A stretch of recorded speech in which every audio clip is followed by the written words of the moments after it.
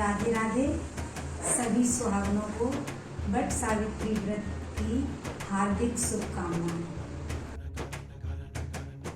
इस साल 19 मई 2023 शुक्रवार को सुहागिन महिलाएं वट सावित्री व्रत रखेंगी और विधि विधान से बरगद के पेड़ की पूजा करेंगी। इस दिन सुहागिन महिलाएं अपने पति की लंबी आयु के लिए व्रत रखती हैं। ये व्रत सावित्री को समर्पित किया जाता है। मान्यता है कि ज्येष्ठ माह के कृष्ण पक्ष की अमावस्या तिथि को ही सावित्री ने अपने पति सत्यवान के प्राण यमराज से बचाए थे। तभी से इस दिन वट सावित्री व्रत को रखा जाता है। इस दिन व्रत करने से अखंड सौभाग्य की प्राप्ति होती है। विधि विधान से पूजा अर्चना के अलावा इस दिन वट सावित्री व्रत कथा सुननी चाहिए। वट सावित्री व्रत कथा। पौराणिक कथा के अनुसार मध्य देश में अश्वपति नाम के धर्मात्मा राजा का राज था।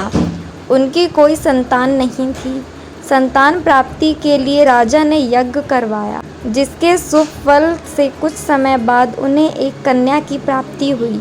इस कन्या का नाम सावित्री रखा गया। जब सावित्री विवाह योग्य हुई तो उन्होंने धुमंतसेन के पुत्र सत्यवान को अपने प्रतिरूप में वर्ण किया। सत्यवान के पिता भी राजा थे, परंतु उनका राजपाट छिन गया था, जिसके कारण वे लोग बहुत ही दरिद्रता में जीवन व्यतीत कर रहे थे। सत्यवान के माता पिता की भी आंखों की रोशनी चली गई थी। सत्यवान जंगल से लकड़ी काटकर लाते और उन्हें बेचकर जैसे तैसे अपना गुजारा कर रहे थे। जब सावित्री और सत्यवान के विवाह की बात चली, तब नारद मुनि ने सावित्री के पिता राजा अश्वपति को बताया कि सत्यवान अल्प आयु है और विवाह के 1 वर्ष पश्चात ही उनकी मृत्यु हो जाएगी। जिसके बाद सावित्री के पिता ने उन्हें समझाने के प्रयास किए, परंतु सावित्री यह सब जानने के बाद भी अपने निर्णय पर अड़ी रही। अंततः सावित्री और सत्यवान का विवाह हो गया। इसके बाद सावित्री सास ससुर और पति की सेवा में लग गई। समय बीतता गया और वह दिन भी आ गया जो नारद मुनि ने सत्यवान की मृत्यु के लिए बताया था। उस दिन सावित्री भी सत्यवान के साथ वन को गई। वन में सत्यवान लकड़ी काटने के लिए जैसे ही पेड़ पर चढ़ने लगा कि उसके सिर में असहनीय पीड़ा होने लगी। कुछ देर वह सावित्री की गोद में सिर रखकर लेट गया। कुछ ही समय में उनके समक्ष अनेक दूतों के साथ स्वयं यमराज खड़े हुए थे। यमराज सत्यवान की आत्मा को लेकर दक्षिण दिशा की ओर चलने लगे। पतिव्रता सावित्री भी उनके पीछे चलने लगी। आगे जाकर यमराज ने सावित्री से कहा, हे पतिव्रता नारी, जहाँ तक मनुष्य साथ दे सकता है, तुमने अपने पति का साथ दिया, अब तुम लौट जाओ। इस पर सावित्री ने कहा, जहाँ तक मेरे पति जाएंगे वहाँ तक मुझे जाना चाहिए, यही सनातन सत्य है। यमराज सावित्री की वाणी सुनकर प्रसन्न हुए और उनसे 3 वर मांगने को कहा। सावित्री ने कहा, मेरे सास ससुर अंधे हैं, उन्हें नेत्र ज्योति दें। यमराज ने तथास्तु कहकर उसे लौट जाने को कहा और आगे बढ़ने लगे, किंतु सावित्री यम के पीछे ही चलती रही।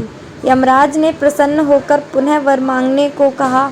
सावित्री ने वर मांगा, मेरे ससुर का खोया हुआ राज्य उन्हें वापस मिल जाए। इसके बाद सावित्री ने यमदेव से वर मांगा, मैं सत्यवान के 100 पुत्रों की माँ बनना चाहती हूँ, कृपया कर मुझे यह वरदान दें। सावित्री के पति भक्ति से प्रसन्न हो सावित्री से तथास्तु कहा, जिसके सावित्री ने कहा कि मेरे पति के प्राण तो आप लेकर जा रहे हैं, तो आपके पुत्र प्राप्ति का वरदान कैसे पूर्ण होगा।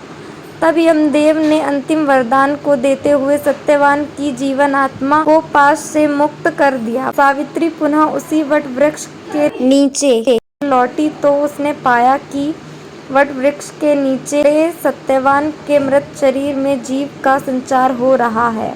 कुछ देर में सत्यवान उठकर बैठ गया। उधर सत्यवान के माता पिता की आंखें भी ठीक हो गई और उनका खोया हुआ राज्य भी वापस मिल गया।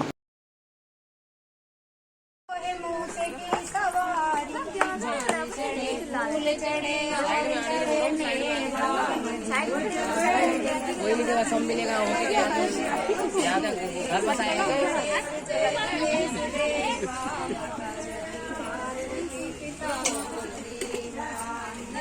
चलो आ जाओ।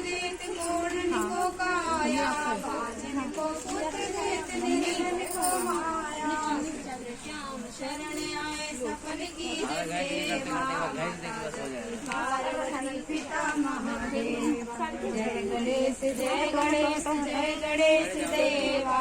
माता जकी पार्वती पिता महादेव।